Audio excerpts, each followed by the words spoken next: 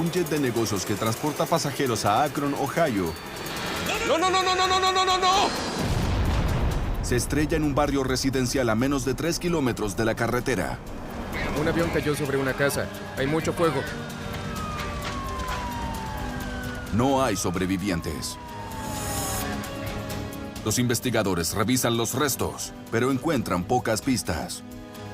El avión quedó reducido a cenizas en el cerro. Pero el análisis detallado de los datos del radar proporciona una pista. Los autorizan a descender y luego esperan 2 minutos completos. ¿Por qué? Nos preguntábamos cuál era la situación en la cabina en ese momento. ¿Saben a dónde vamos?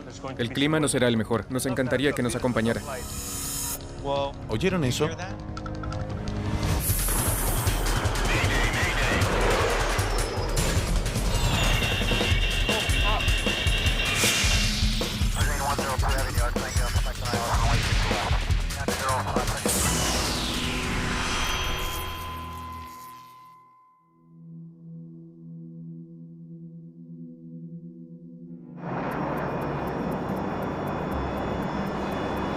El vuelo 1526 de Executive Flight está ascendiendo hacia una altitud de crucero sobre el medio oeste de Estados Unidos.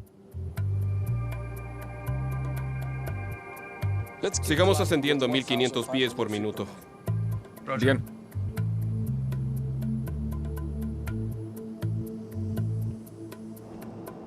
A bordo van 7 ejecutivos de una empresa inmobiliaria con sede en Florida. Lo siento. Alquilaron el jet de lujo de Executive Flight, un transportista privado con sede en Fort Lauderdale. Donnie Shackelford es un ex capitán que trabajó para Executive Flight. Executive Flight transporta a la gente del sur de Florida por negocios, también a emprendedores, atletas e incluso artistas. 17,000 pies. Entendido. 17,000 pies. Nivelación lista.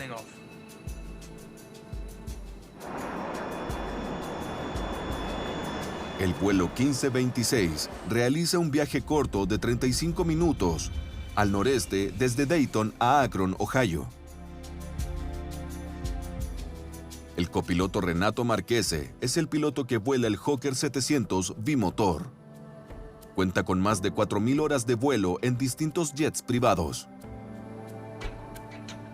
El capitán Oscar Chávez es originario de Colombia y cuenta con más de 6,000 horas de vuelo en jets privados y aviones de carga.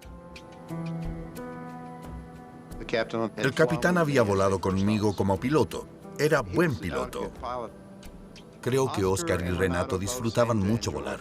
Les apasionaba. Señores pasajeros, alcanzamos la altitud de crucero. Ya conocen la rutina. Aterrizaremos en Akron en media hora. ¿Alguien más quiere un trago? Sí. La experiencia de vuelo en el Hawker 700 era más que cómoda. Tenía una buena cocina. Era un avión espacioso con interiores modernos. Era un avión muy bonito. Salud.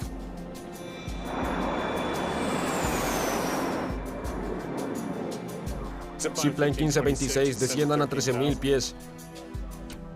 Zipline es el alias para Executive Flight. Descendiendo hasta 13,000 pies. Gracias, Zipline 1526. Verificaré el tiempo. Observación meteorológica automatizada. Viento 290 en 07. Nublado 1800. Temperatura 09 grados Celsius. Muy bien. Está nublado. Los pilotos se preparan para un posible mal clima en Akron. Ok. Veamos. Akron. Bien. ¿Rumbo? 249. El vuelo 1526 continúa su descenso. El aeropuerto de Akron está a menos de 20 minutos. Iré a comprobar dónde estamos.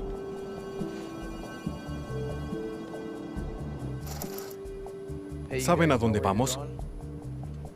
Claro, mire, aparece aquí en la carta. Nos encantaría que nos acompañara, pero habrá mal tiempo y no podemos distraernos. No es como en las aerolíneas donde la puerta está cerrada. Pueden caminar hasta la cabina y hacer preguntas.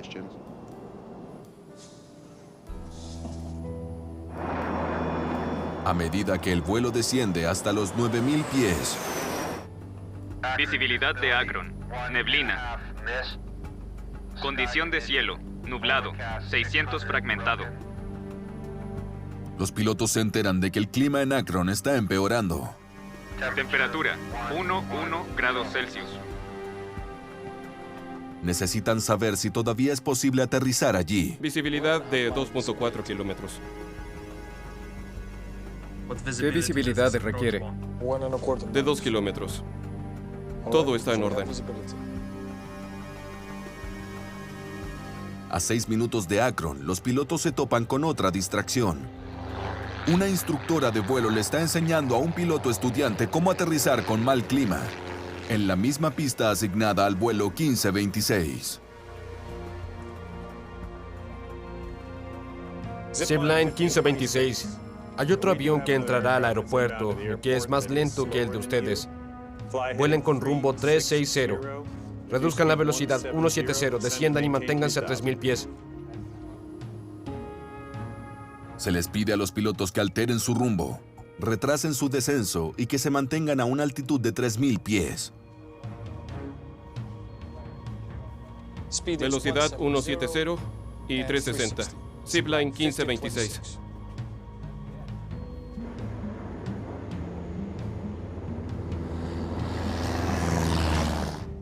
Zipline 1526, el Piper aterrizó. Están autorizados para la aproximación al localizador 25.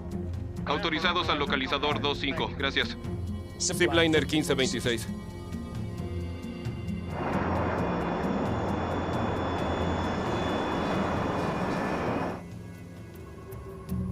El Piper le da al vuelo 1526 una actualización del clima. Oigan, acabamos de aterrizar con el localizador y lo hicimos con la mínima. Gracias. Dijeron, lo hicimos con la mínima, que significa que tenían la mínima visibilidad necesaria para la aproximación.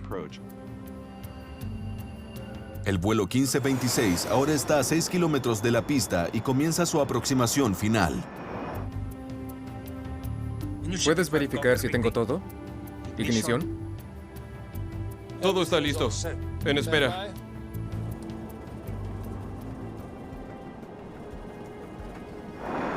A 40 kilómetros del aeropuerto, los pilotos siguen buscando la pista de aterrizaje.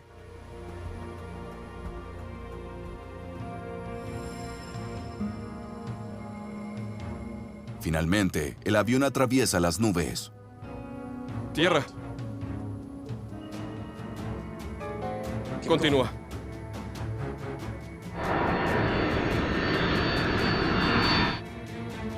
Nivel ahora. Entendido. Levantar vuelo. Levantar vuelo. Levantar vuelo. ¿Qué está pasando? Levantar vuelo. Levantar vuelo.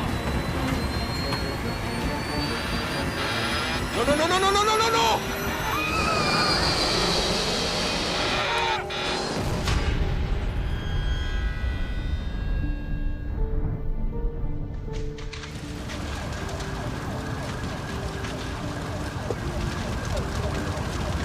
Un avión cayó sobre una casa.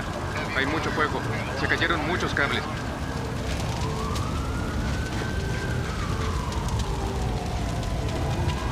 El vuelo 1526 de ExecuFlight cayó sobre una casa de 2 pisos.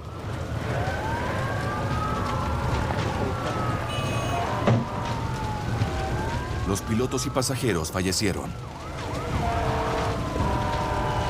Ahora, la NTSB debe determinar la causa de este fatal accidente.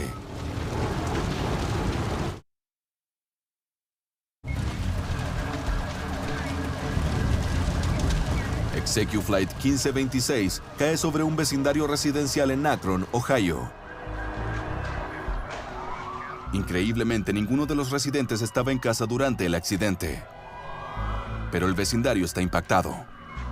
Nunca imaginarías que un avión caería en esta zona residencial. Es una locura.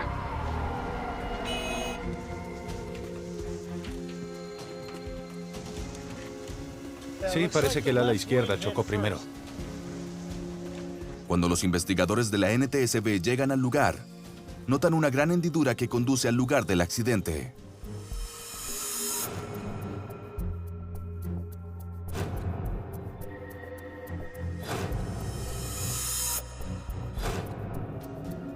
Una de las primeras cosas que noté mientras caminaba fue una gran hendidura en el patio delantero frente a una de las casas. Eso me indicó que hubo un problema con el control del avión en la aproximación.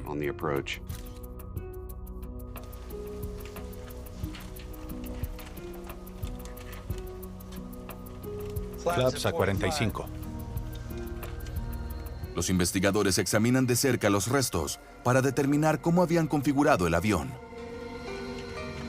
Una de las cosas que vimos desde el principio fue que los flaps estaban a 45 grados o con configuración completa para el aterrizaje. Sabíamos que intentaban aterrizar. Los configuraron para aterrizar y luego se estrellaron a menos de 3 kilómetros de la pista. ¿Por qué? Revisemos los motores.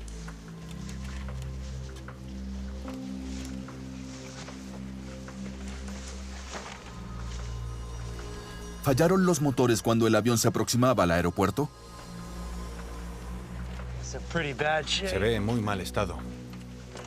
Lo que buscábamos en los motores en el lugar del accidente era ver si estaban funcionando. Queríamos ver si había suciedad, trozos de hormigón, esa clase de cosas dentro del motor. Parece que fuera material aislante y tierra. Eso nos indicó que, al momento del impacto, los motores estaban produciendo energía. A la NTSB le falta mucho aún para resolver el misterio del vuelo 1526. Un equipo va al Centro de Control de Tránsito Aéreo para ver si el controlador tiene alguna información. ¿No pidieron ayuda? ¿No hubo nada inusual? Los retrasamos por un Piper que estaba delante de ellos. Les indiqué que cambiaran de rumbo, que redujeran la velocidad y se mantuvieran a 3,000 pies hasta la autorización, que fue a las 14:49:22 cuando estaban a 8 kilómetros. Simliner 1526, el Piper aterrizó. Están autorizados para la aproximación al localizador 25. El Piper no afectó su aterrizaje. El Piper estaba en tierra cuando el jet de negocios todavía estaba a unos 8 kilómetros del aeropuerto. Una distancia amplia para un aterrizaje seguro.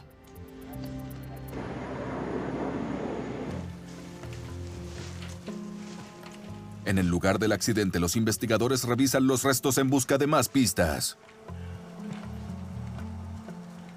Lo que necesitaba saber era si había algo en los restos del accidente que fuera recuperable desde el punto de vista operativo. El material que usan los pilotos, la cabina, cosas que pudieran estar documentadas. Eso era lo que quería ver. Mira esto. Encontramos manuales que los pilotos debían tener a bordo. Es importante. Trae una bolsa de pruebas. Estaban dañados y quemados, pero pudimos examinarlos.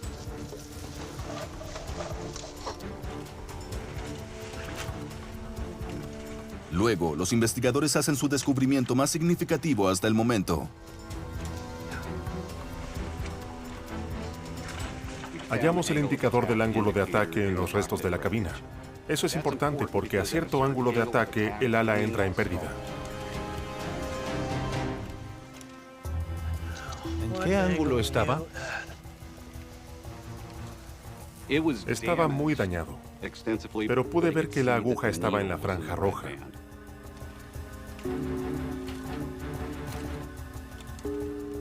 Cuando el ángulo de ataque está en rojo, entras en pérdida. En otras palabras, esa ala ya no volaba. Tan simple como eso. Los investigadores determinan que el avión entró en pérdida al aproximarse al aeropuerto. Ahora deben entender por qué. Levantar vuelo. Levantar vuelo.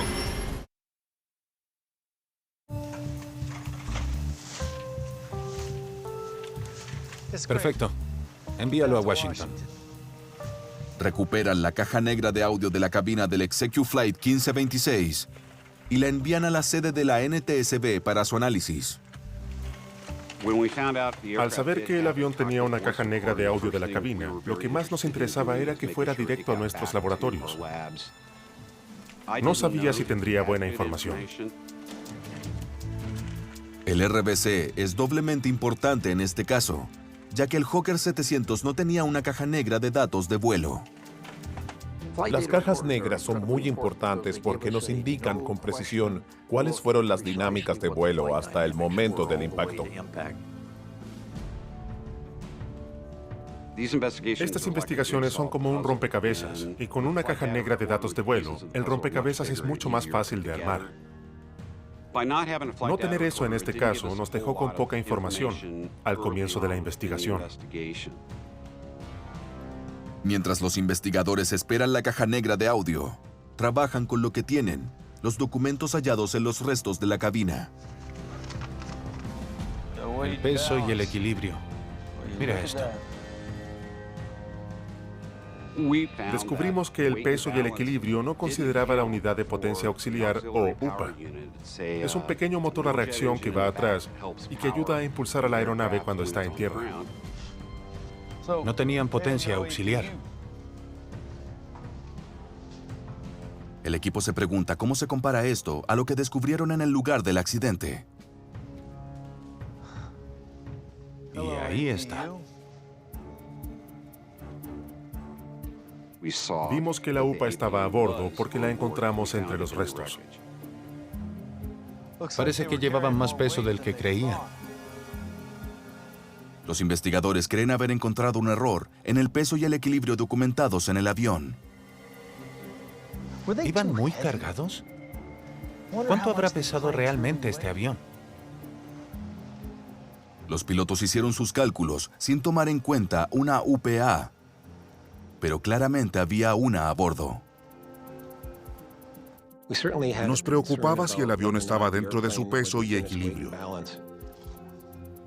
La NTSB calcula el peso real del avión durante su vuelo final. La UPA pesa 136 kilos. Y según el reabastecimiento de combustible del avión, cargaron 3.701 kilos de combustible, pero solo anotaron 3.492. ¿En cuánto se pasaron en total? Llevaban 130 kilos de sobrepeso. El peso real del avión era un poco más de lo que registraron los pilotos. No habría supuesto una diferencia en el rendimiento de la aeronave. El peso de la UPA y del combustible adicional no era suficiente como para afectar el equilibrio del avión.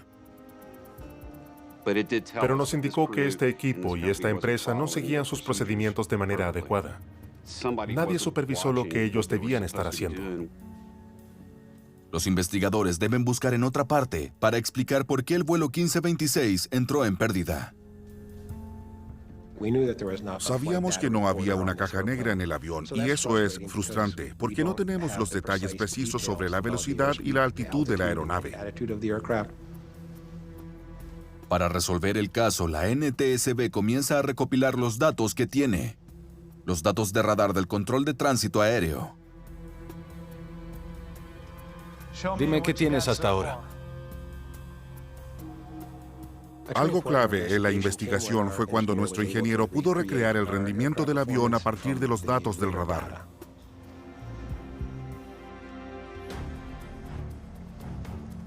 Bien. Iban a 150 nudos 4 minutos antes del accidente. Continúa. Nuestro experto en rendimiento aeronáutico pudo estimar la velocidad del avión, el ángulo de ataque, la actitud, la altitud y la velocidad de descenso. A medida que el avión se aproxima al aeropuerto, se espera que disminuya la velocidad. Bajó de 556 a 279 nudos, todo normal. Los investigadores no encuentran nada inusual en el vuelo, hasta que se fijan en los últimos 2 minutos. Mira aquí, la velocidad disminuye a 130 nudos y luego sigue bajando hasta 98. Con razón entró en pérdida. Nos llamó la atención el brusco descenso de la velocidad. Al final iban a 98 nudos. Así entrarían en pérdida. La velocidad es crucial. Es uno de los puntos más importantes al volar cualquier avión, en especial un jet. ¿Quizá buscaban mantenerse alejados del Piper? Lo dudo. El controlador les dijo que podían aterrizar 3 minutos antes de entrar en pérdida. Los datos de la velocidad dejan a los investigadores con más preguntas. Veamos los datos de la altitud. El equipo revisa el perfil de descenso del avión durante el periodo previo al accidente. La primera parte del descenso parece bastante normal. No era una aproximación de descenso continuo. Se nivelan en 9.000, 5.000 y 4.000 pies. Mira eso, qué extraño. ¿Puedes enfocarte en eso? Hacen un hallazgo importante. Mira, se mantienen en 3.000 pies durante 2 minutos. Es demasiado tiempo. Y luego caen abruptamente. Veamos la aproximación final que debían hacer.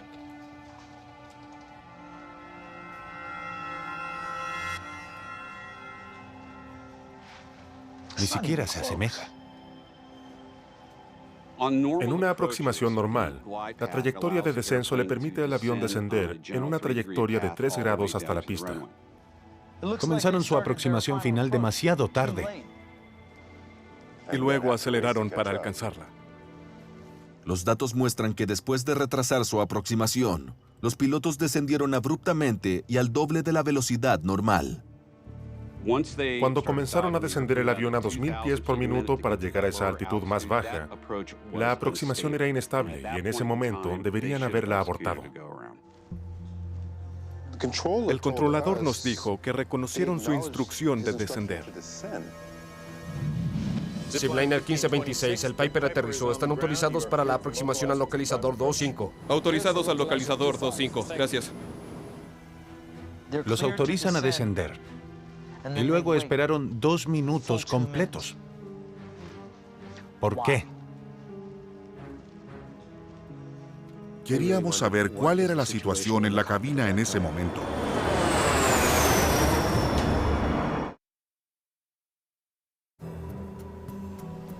Los investigadores de la NTSB recurren a la caja negra de audio de la cabina para entender por qué los pilotos retrasaron su descenso final a Akron. Ponla desde la primera instrucción del Piper. Zipline 1526, hay otro avión que entrará al aeropuerto y que es más lento que el de ustedes. Vuelen con rumbo 360, reduzcan la velocidad 170, desciendan y manténganse en 3.000 pies. Descenso a 3.000 pies. Velocidad 170 y 360. Zipline 1526.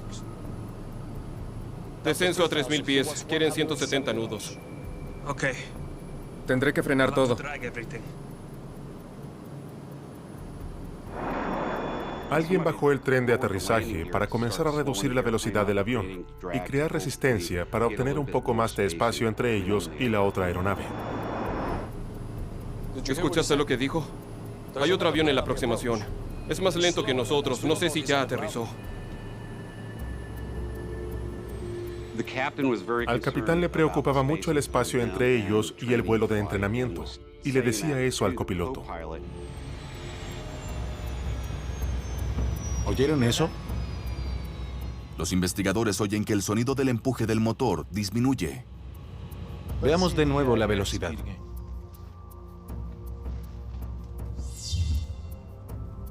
La velocidad disminuye de 170 a 140 nudos. Es mucho más lento de lo que necesita para seguir.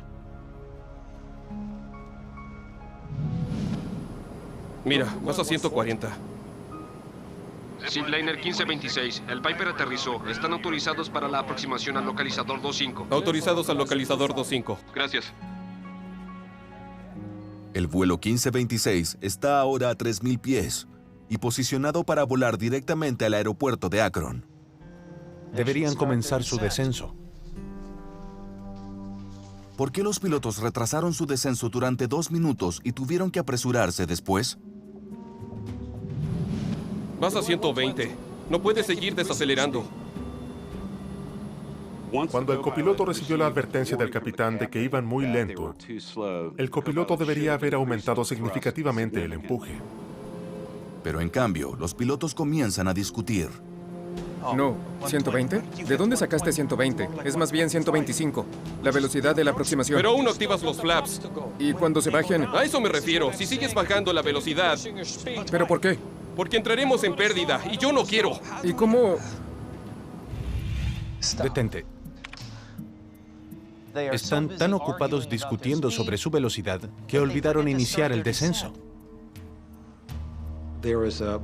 Hay unos 2 minutos de conversación sobre la velocidad del avión. El piloto y el copiloto estaban discutiendo que el avión iba demasiado lento. Ese retraso de casi 2 minutos fue crucial. Ya iban demasiado lento, habían sobrevolado la altitud en la que debían estar y ahora deben apresurarse a la aproximación. El avión tenía que descender rápido. Lo que escuchan los investigadores a continuación es aún más impactante. Oigan, acabamos de aterrizar con el localizador y lo hicimos con la mínima. Se les notificó que la avioneta había aterrizado sin problemas en la pista. Flaps extendidos.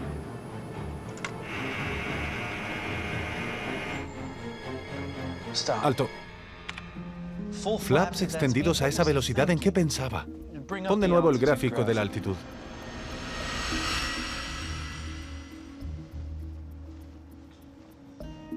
Por eso el avión comenzó a caer como una roca. El equipo finalmente entiende por qué el vuelo 1526 terminó en un descenso de 2.000 pies por minuto, el doble de la velocidad recomendada. El copiloto se apresuró para que el avión volviera a su curso.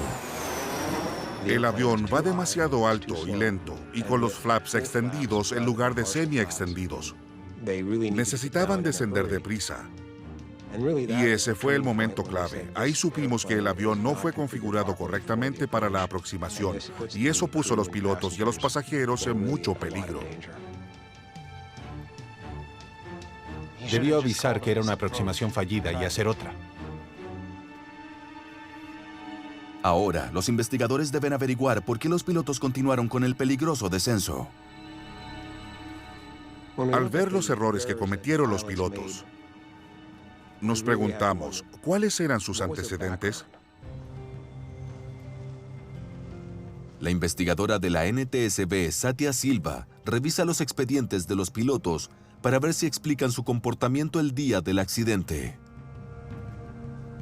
El copiloto contaba con más de 4.000 horas de vuelo. Fue el piloto al mando en 3.200 horas. Y aprobó todos sus cursos. ¿Salud? Había cumplido 50 años, sin signos de drogas o alcohol en el cuerpo. Pero mira esto. Parece que no durmió las 2 noches previas al accidente. ¿Habrá estado agotado? Descubrimos que el copiloto no había descansado lo suficiente como lo exigía el reglamento. Veamos qué nos dice la aerolínea. Queríamos ver si era un problema de fatiga crónica que se manifestó varios días después, lo que explicaría por qué los pilotos, en especial el copiloto, habían cometido tantos errores. Gracias por venir. Es un placer ayudarles. Silva entrevista al capitán de ExecuFlight, Donnie Shackelford, quien había volado con el copiloto Marquese antes del accidente. Hábleme de su último vuelo con el copiloto. 2 días antes del accidente volamos a Fort Lauderdale.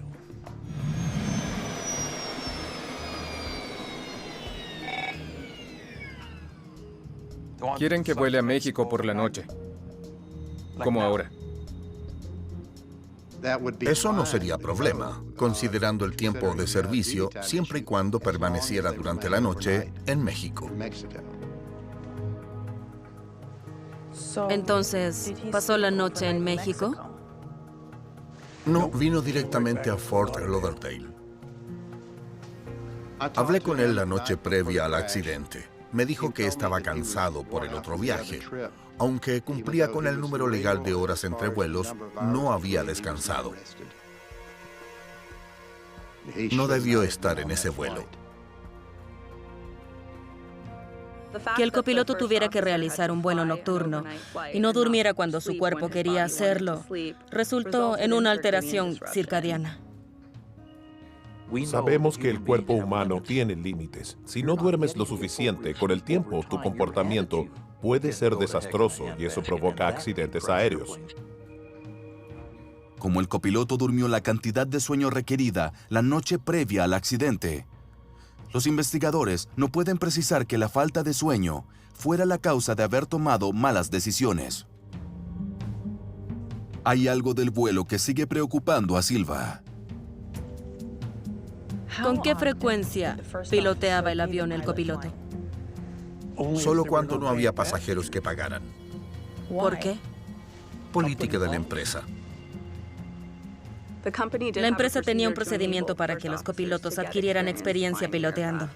Y eso ocurría en viajes cuando no había pasajeros a bordo. Renato no debió ser el piloto. Debió ser Oscar. Silva descubre que el capitán violó los procedimientos operativos estándar. Lo que no sabemos y lo que es algo confuso es por qué en este caso, cuando iban pasajeros a bordo, estaba el factor del mal clima y con una aproximación relativamente compleja. ¿Por qué el capitán decidió que el copiloto piloteara?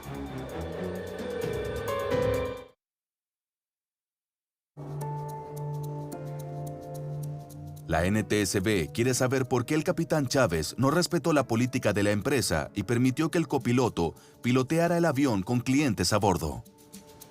Mira esto. El capitán tampoco durmió mucho. Durmió toda la noche antes del accidente, pero no descansó 8 horas continuas en las 4 noches anteriores. Tal vez también estaba fatigado. Es posible. Al revisar su expediente, parece que días antes, él solo había dormido en promedio unas 6 horas. Los investigadores buscan cualquier indicio de fatiga en la caja negra de audio. Retomemos donde quedamos al comienzo del descenso final. Al descender de los 3000 pies, los pilotos comienzan su lista de control de aterrizaje. ¿Puedes verificar si tengo todo? ¿Ignición? Todo está listo. En espera. Amortiguador de guiñada, piloto automático, válvulas neumáticas. Se detuvo en medio de la lista de control de aterrizaje. Parece distraído. La lista de verificación debía hacerse hasta el final. Notamos en la caja negra de audio de la cabina que las listas de control que debían cumplir nunca las completaron. En lugar de completar la lista, el capitán se enfoca en el descenso errático del avión. Vas en picada. ¡No lo hagas! 2000 pies por minuto. Oye. Sí. 2000 pies por minuto. No vayas a 2000 pies por minuto. ¿Me entiendes? El capitán estaba dirigiendo tanto al copiloto que en ese momento, en la parte más complicada de la aproximación, donde las condiciones del clima no eran las mejores, él debió haber tomado el control del avión. Cuando un capitán sienta que debe decir, yo tomaré el control porque no lo estás haciendo bien, no debería dudar al hacerlo. ¿Por qué no tomó el control? Los investigadores escuchan algo más que los efectos de la fatiga en los registros. Al hacer pilotear al copiloto, el capitán estaba dividiendo su tiempo como capitán e instructor. No estaba manejando adecuadamente la cabina como capitán. No vayas tan lento al estar a 500 pies del suelo.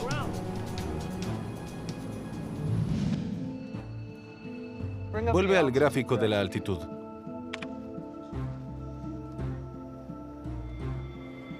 Están a menos de 500 pies del suelo. Están por debajo de su altitud mínima de descenso. Es fundamental no descender más de esa altitud hasta haber visto el aeropuerto o la pista. Pero continúan descendiendo. Tierra. Ahora puede ver tierra, pero no la pista.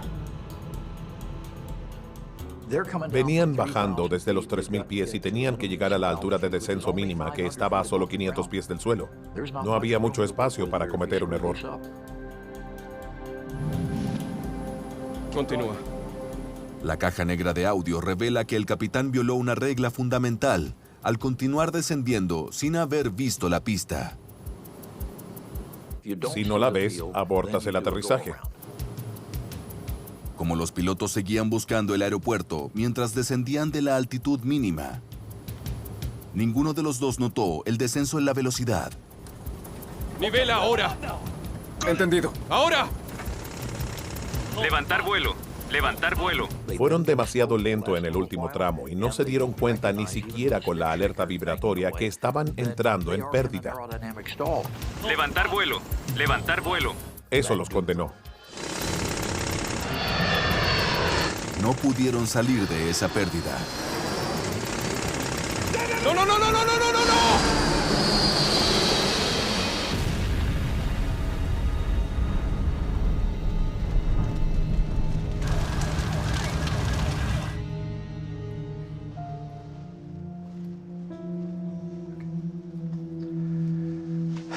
Ellos convirtieron su situación en una catástrofe. Los investigadores encuentran suficiente evidencia en las grabaciones para concluir que la fatiga fue tal vez un componente de su mala toma de decisiones. Hallamos que el comportamiento del capitán podía atribuirse a la fatiga. Pero la fatiga no explica la larga lista de procedimientos fallidos en el vuelo 1526. Rompieron tantas reglas que uno se pregunta quién los entrenó. No seguían los procedimientos, no completaron las listas de control y requerimientos. Se retrasaron en la aproximación, volaban con la configuración incorrecta. Decidimos investigar y ver su experiencia para saber qué los llevó a cometer estos errores.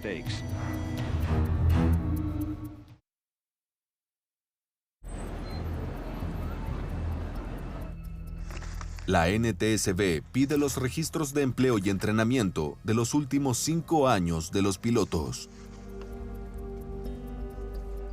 No van a creer esto. Quedan sorprendidos con los hallazgos. La rescisión del contrato del capitán dice que lo despidieron de su último trabajo. Los investigadores se enteran de que habían despedido al capitán porque no se presentó al entrenamiento. Escuchen, al copiloto lo despidieron porque su desempeño no era satisfactorio. Al copiloto lo despidieron porque tuvo problemas durante el entrenamiento de vuelo.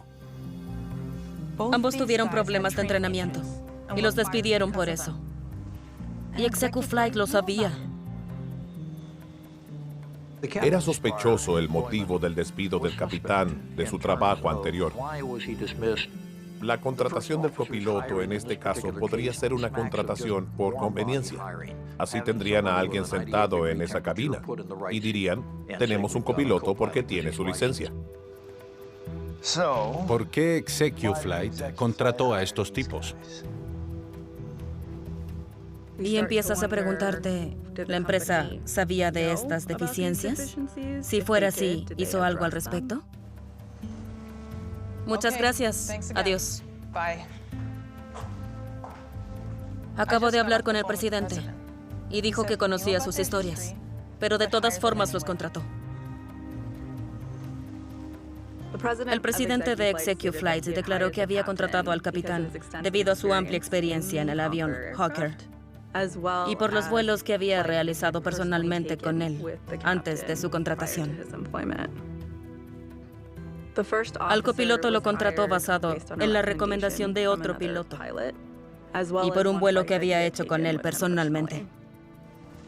Dijo que no se contactó con sus empleadores anteriores.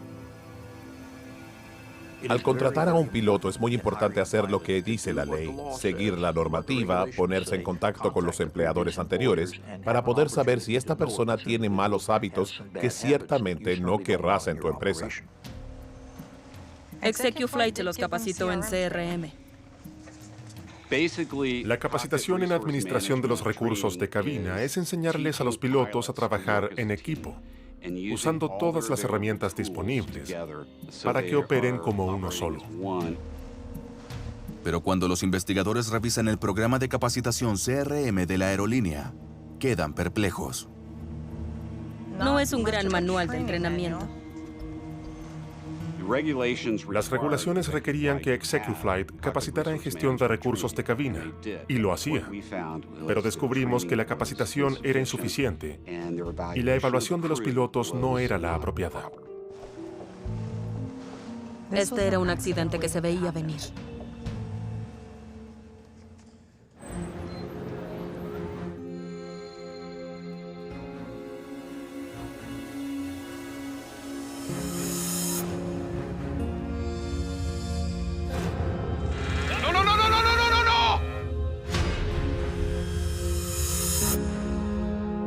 La NTSB concluye que la causa probable del accidente fue la mala gestión de los pilotos en su aproximación, la desviación de los procedimientos operativos y las prácticas negligentes de contratación y capacitación de ExecuFlight. Determinamos que ExecuFlight no se aseguró de que los pilotos siguieran los procedimientos operativos estándar. En su informe, la NTSB hace varias recomendaciones a los operadores privados como ExecuFlight.